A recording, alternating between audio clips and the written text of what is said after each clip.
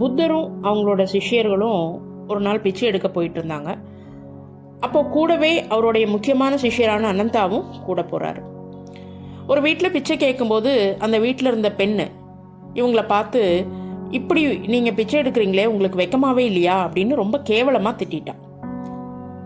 புத்தர் கூடவே இருந்த அனந்தாவுக்கு பயங்கர கோபம் வந்துருச்சு. அப்போ அந்த பெண்ணை திருப்பி அவரும் திட்டணும் அப்படின்னு ஆரம்பிக்கும்போது புத்தர் அவரை தடுத்து நிறுத்தி அந்த இடத்த விட்டு கூட்டிகிட்டு வந்துட்டார்.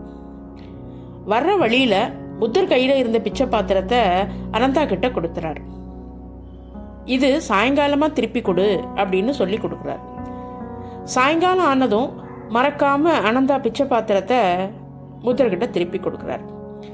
அதை புத்தர் வாங்க மறுத்துட்டு, இதை நீயே வச்சுக்கோ அப்படின்னு சொன்னார்.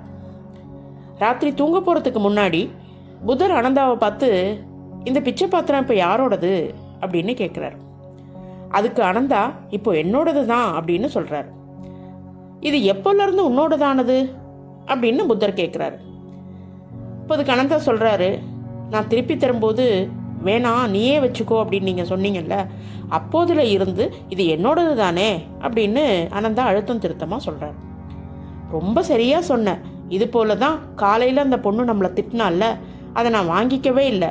அப்போது அவள் திட்டினது அவகிட்டேயே போயிடுச்சு அப்படி தானே அப்படின்னு புத்தர் கேட்குறாரு.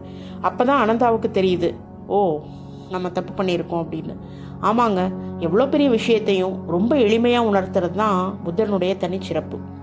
இனிமேல் நம்மளை யாராச்சும் ஏசினாலும் பேசினாலும் அது நம்மளோடதான் எடுத்துக்காம அதை அவங்களுக்கே சமர்ப்பணம் பண்ணி பழகிட்டா நம்மளை திட்டுறவங்க மேலே நமக்கு கோபமும் வராது, வருத்தமும் வராது தானே.